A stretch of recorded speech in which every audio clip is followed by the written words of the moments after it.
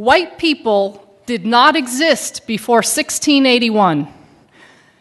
Again, white people did not exist on planet Earth until 1681.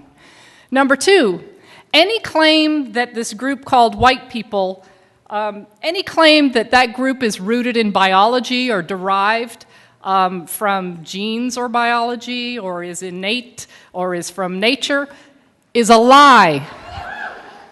Third and final point.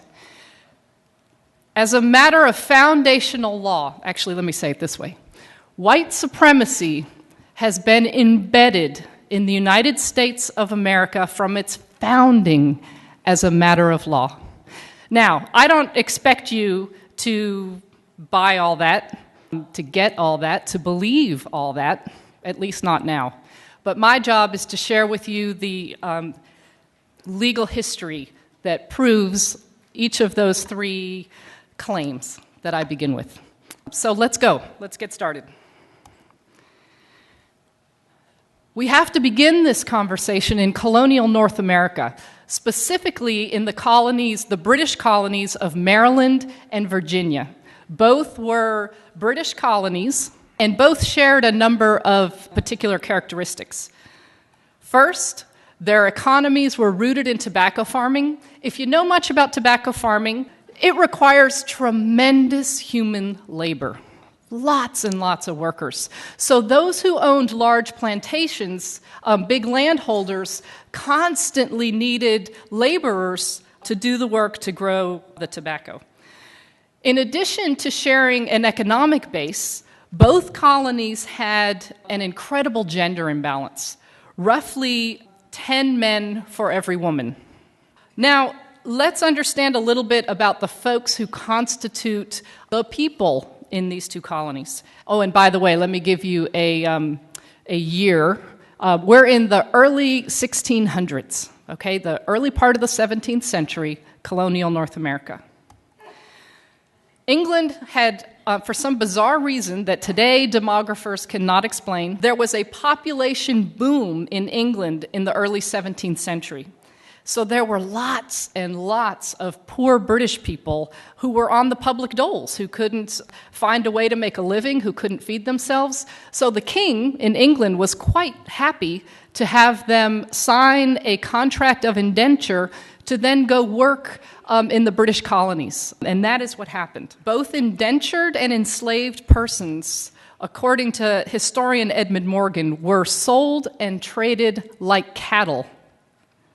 But of course, not all laborers stand equal in terms of their labor agreement or lack thereof.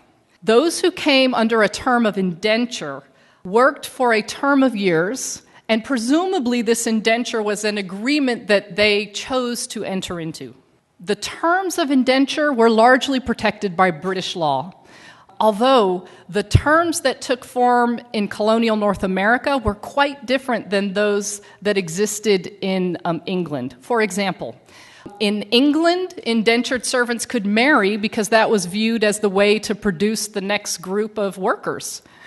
In this country, indentured servants were prohibited from marrying, and if women were unfortunate enough to get pregnant during their term of indenture, they added usually about 7 to 9 years onto their term of indenture, and 1 year to the father. Slavery, of course, was a status that came with life, work for life.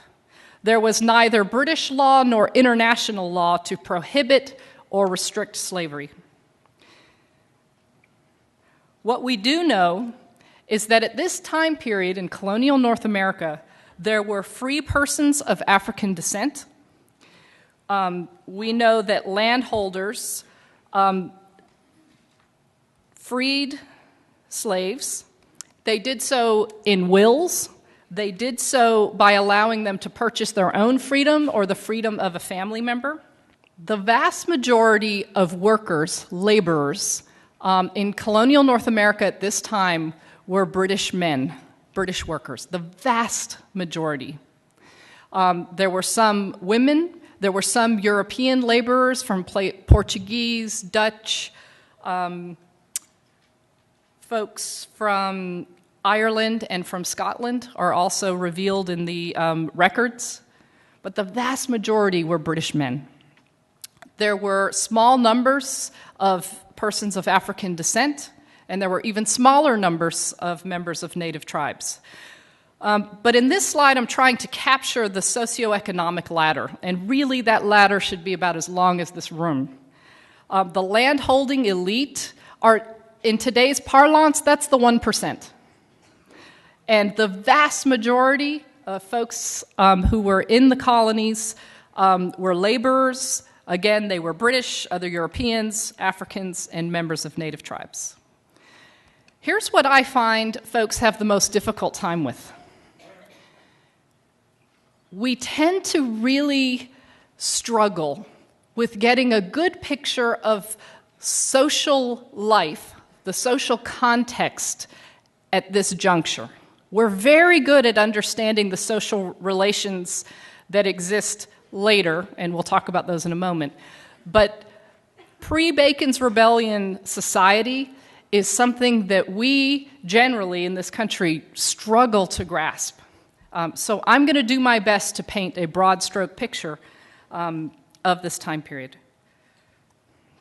What we know is that British and African laborers worked, ate, and slept together. Furthermore, the evidence from this period, which covers the first 3/4 of the 17th century, that the anecdotal evidence reveals that they lived under similar conditions and faced the same opportunities and chances to make it once one was free of their term of service, whether free of enslavement or free of indenture. So let's review this. British laborers constituted the vast majority of the populations in both colonial Maryland and colonial Virginia. All men, of course, because the law of coverture, let me tell you something about that law of coverture. The law of coverture is derived from British common law, and it structures marriage. And this is how Barrister Blackstone famously described the law of coverture. In marriage, the man and the woman become one, and the one is the man. You didn't have the right to retain your own wages. You couldn't create estate planning, wills, or trusts without the approval of a man. So all men who were free of indenture or enslavement faced the same opportunities in these colonies as a matter of law. For example, free men of African descent could own servants or slaves, and they did. They could vote, and they did. They could marry persons of the opposite sex. God, and I love that I have to make that qualification now. Woo! They could marry persons of the opposite sex regardless of national origin, and they did. In fact, marriages between men of African descent and women primarily of British descent were not uncommon at all.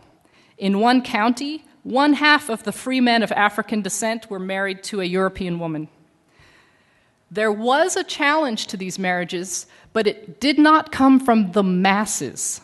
It came from elites, and that's what we're going to talk about next. All right, this little depiction is meant to be a depiction of the lawmakers in Maryland, colonial Maryland lawmakers. They passed a law in 1664 punishing, and I quote, British and other freeborn women who marry enslaved Negro men. The punishment for entering into these marriages was that the woman herself would be enslaved for her husband's life, and any children they have would be enslaved into their 20s. Now imagine that you are a plantation owner.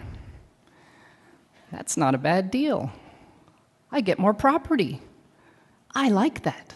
And that is exactly what happened. Rather than deter these marriages, which is the express intent of the law of 1664, rather than deter them, these marriages were encouraged by property owners because that in fact, that such a marriage increased their property value.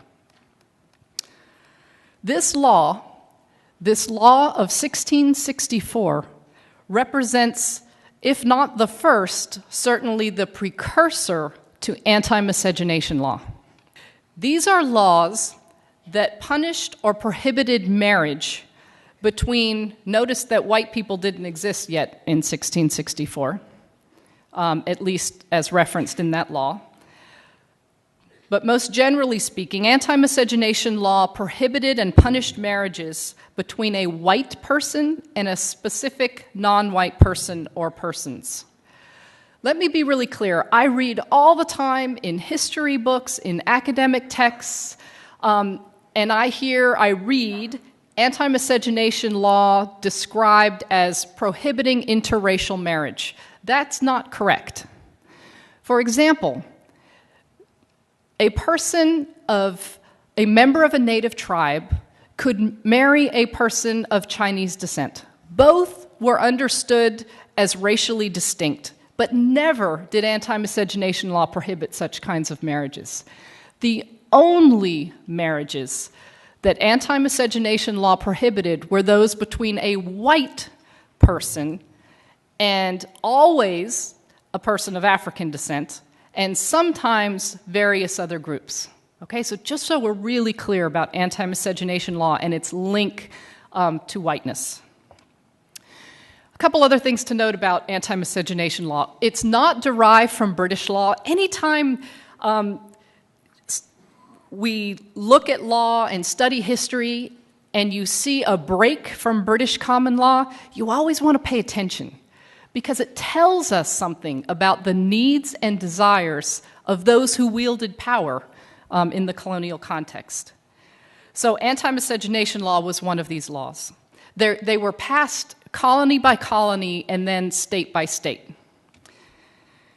It's a really important area of law for a number of reasons. But for our purpose this morning is because it's where this human category called white first appears on planet Earth, the first time. In addition, anti-miscegenation law is important because it lasted more than 300 years. These anti-miscegenation laws literally shaped the faces of this group of more than 2,000 X number of people that I'm looking at today. The Maryland legislature sought to correct for the encouragement of marriages that they described in that previous law of 1664 as, quote, a disgrace, unquote, to the British people, as an indication that the, quote, British or freeborn woman must be forgetful of her status as free, end quote. So they passed the law of 1681, and in this law, it made it illegal for British and other white women from marrying a Negro slave. And furthermore, the law punished any landholder who encouraged the marriages and any religious authority who performed it. This law equals the invention of the human category white.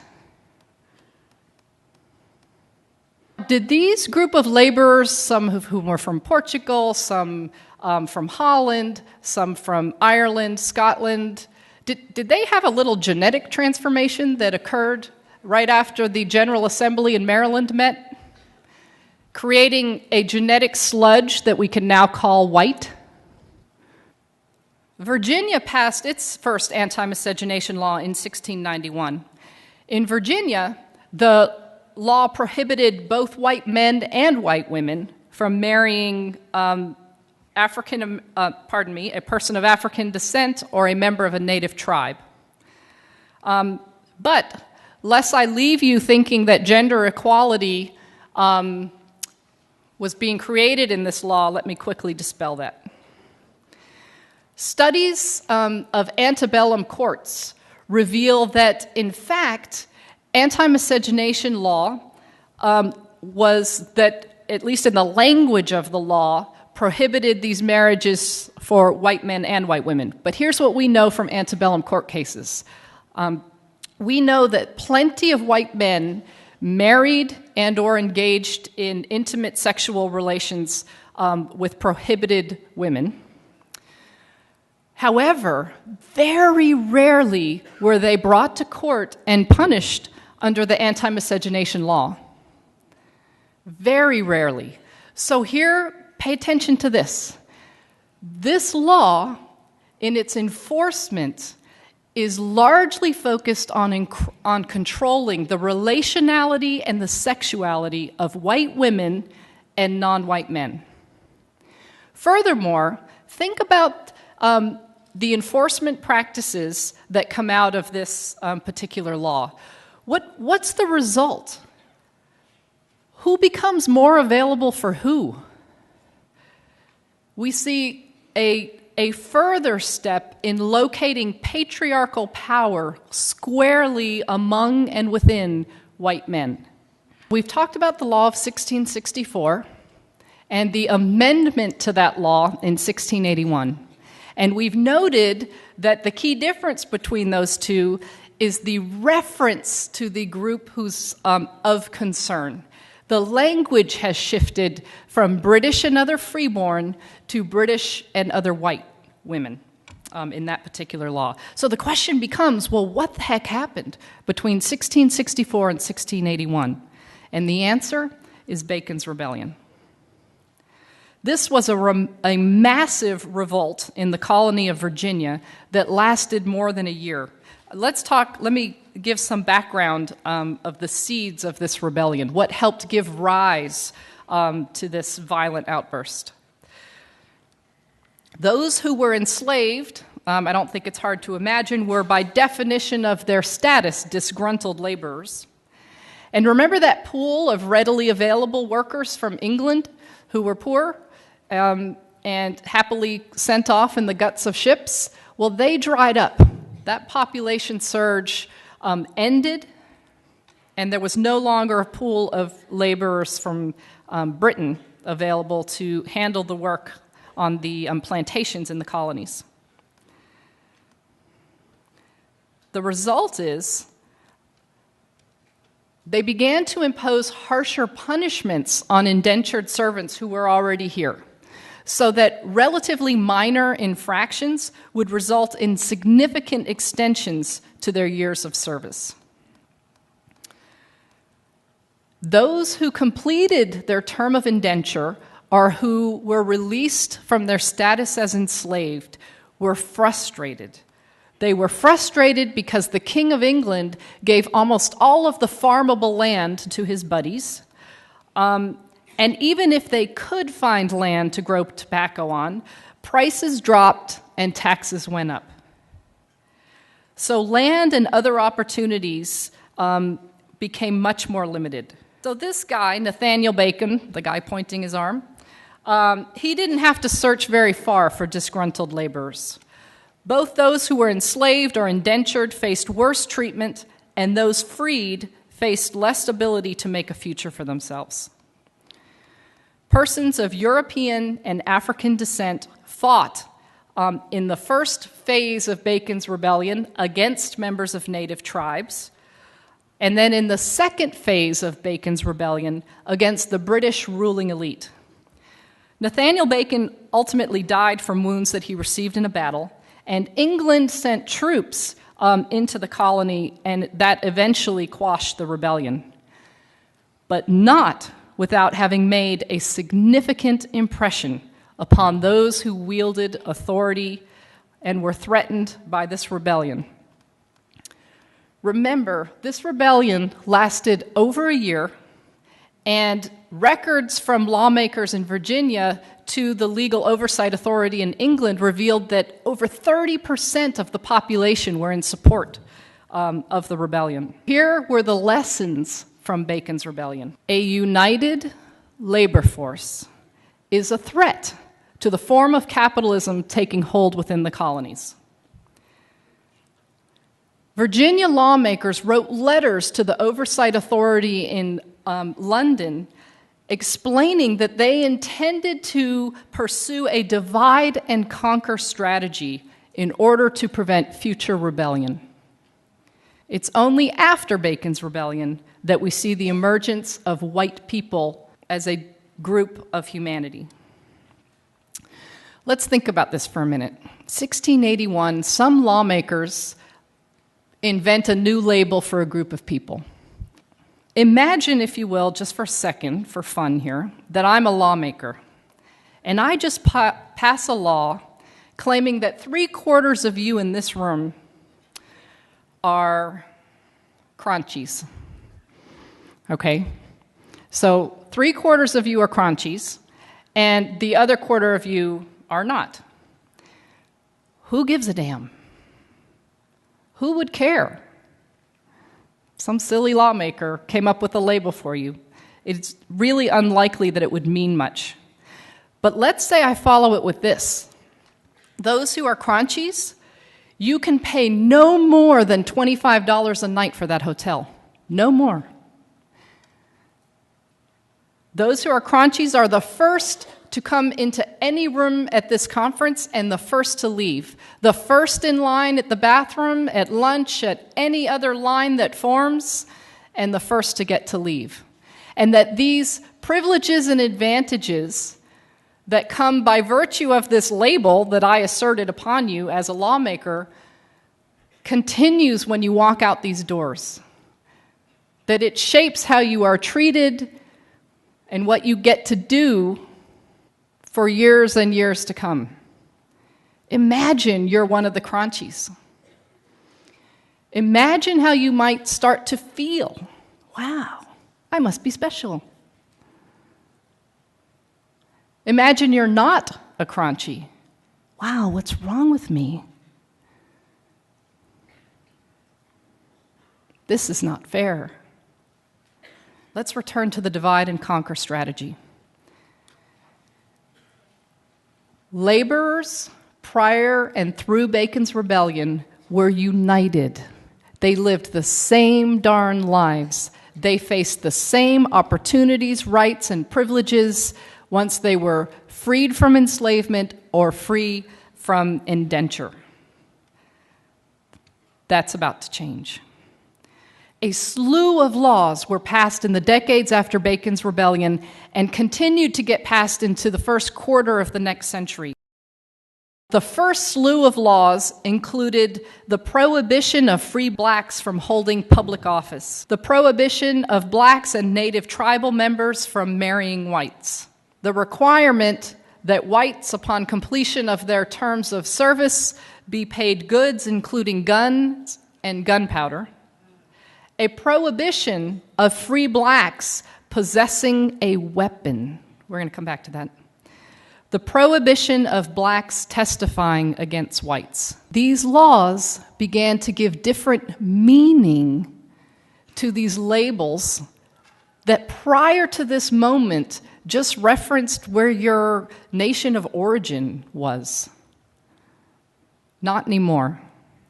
I want to return quickly to the law that prohibited free blacks from possessing a weapon. What this law did was essentially strip free black men of their ability to hold patriarchal power. Because look, under the law of coverture, here's how things worked. Men were in control, controlled women, their spouse, controlled their children, and had legal authority to do so, including severe beatings, all financial assets and land. The man had the control. But the exchange was that in exchange for that authority, he protects. That's the trade-off for patriarchal power.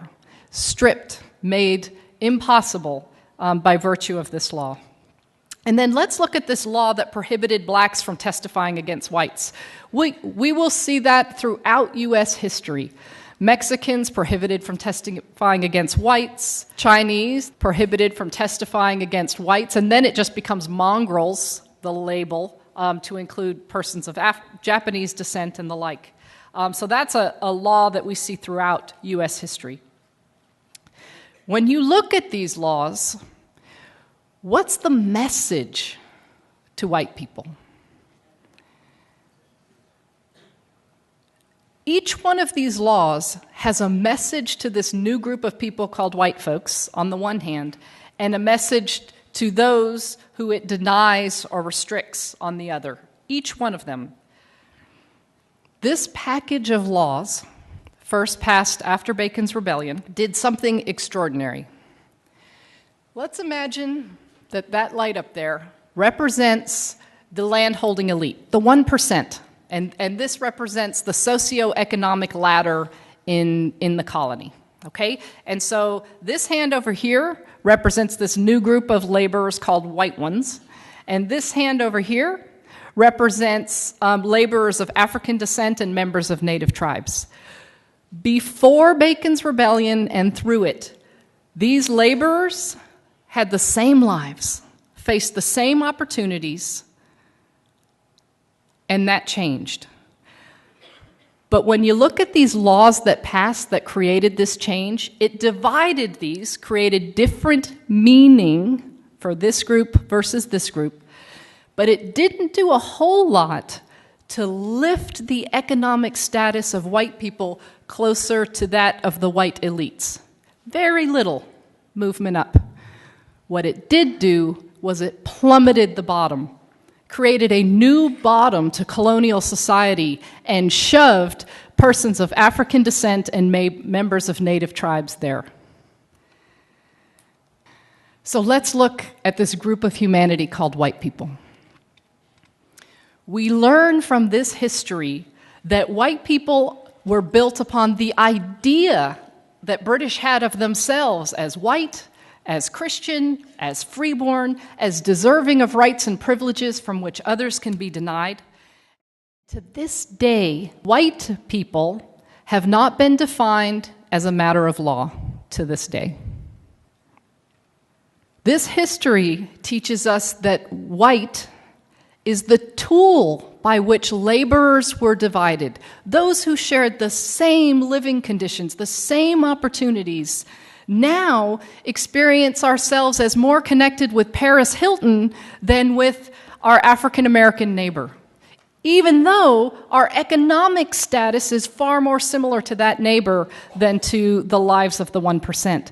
But not only did this new organization of society create a new bottom to it, it created a link that heretofore had not existed, that connected this new group of laborers called white people with the elite. And what was that connection? This shared status called white, embedded with the presumption of its superiority. The other thing to note about the invention of white people and the meaning of white that this history reveals is that white constituted the center of patriarchal power. And we see that most clearly through anti-miscegenation law and specifically through its enforcement. We're going to move from the 17th century into the 18th century. The American Revolution has taken place, and the First Congress of the United States of America will meet for the first time. And when they meet, they will establish laws regarding citizenship in this new country. This is the building actually in New York where the first Congress met. Here are the men who represented the first Congress. These laws regarding citizenship include an area of law called naturalization law. Naturalization law provides the process by which one who is not born in a country can become a citizen. The first Congress of the United States determined 1790 that in order to become a naturalized citizen of this new republic called the United States of America, one had to be white. This was valid law in the United States until 1952. You had to be white to be a U.S. citizen. 1952. Now, as is often the case, laws impact those who are gendered female differently than those who are gendered male. No less true with the naturalization law. For example, white women who were citizens, if they dared to marry a man, who was ineligible for citizenship via the naturalization law, in other words, he wasn't white, she loses her citizenship. These laws work to make white women most available to white men, and frankly, all women available to white men. The requirement of whiteness in naturalization law has had a significant impact on various groups of people who've come to the United States of America. In fact, the naturalization law was a significant piece of evidence used in the Plessy versus Ferguson case in 1896 to determine that U.S. citizenship status and therefore the protections of the constitutions were never intended to be applied to persons of African descent. Naturalization law assured that the masses of Chinese laborers and then Japanese laborers and then various other groups of laborers who came to this country would remain cheap, dependent labor. Why?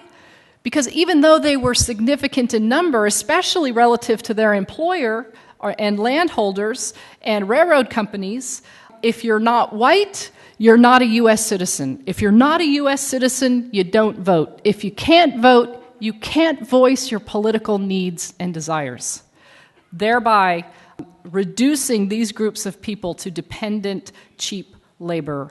In addition, naturalization law was used to block persons of Chinese and Japanese and Filipinos, and we could go on, various groups. Not only did it result in them getting paid less for doing the same job, but all kinds of taxes got imposed upon them. So there was a foreign wage tax, various laws were passed that blocked them from being able to work in the public sector, blocked them from being able to hold a managerial position, and then of course alien land laws were passed. These were laws that made it illegal for those ineligible for naturalization, i.e. not white people, made it illegal for them to own property. And so what's the result of these laws for white people, right? Because we're real good about seeing the harm that these laws cause for certain groups. But let's get the flip side of that coin. When I make land, when I make a whole group of people ineligible to purchase land, it makes more land available and cheaper for me, for white people. When you're the lowest paid worker and prohibited from moving up as a matter of law, then those positions that get paid more, that are more desirable, are more available to white people. So we see, just from this one law, and I could spend another hour with you at least going through these combinations of law, naturalization law, anti-miscegenation law, and immigration policy, all that combined in these ways to continue to advantage, to give economic value, symbolic value to white people, to give us the unearned advantages that we continue to receive today. I have a favor to ask. Would y'all close your eyes for a moment? Just close your eyes. Imagine a society where white supremacy is not embedded in our institutions. Sit with it. Think of the prison complex. Think of our education system. Think of church on Sunday, synagogue on Saturday, temple, mosque.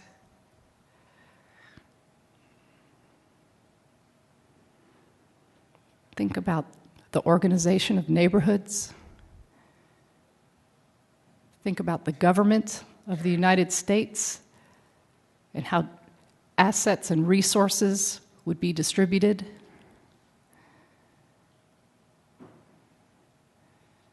Looks pretty different, doesn't it?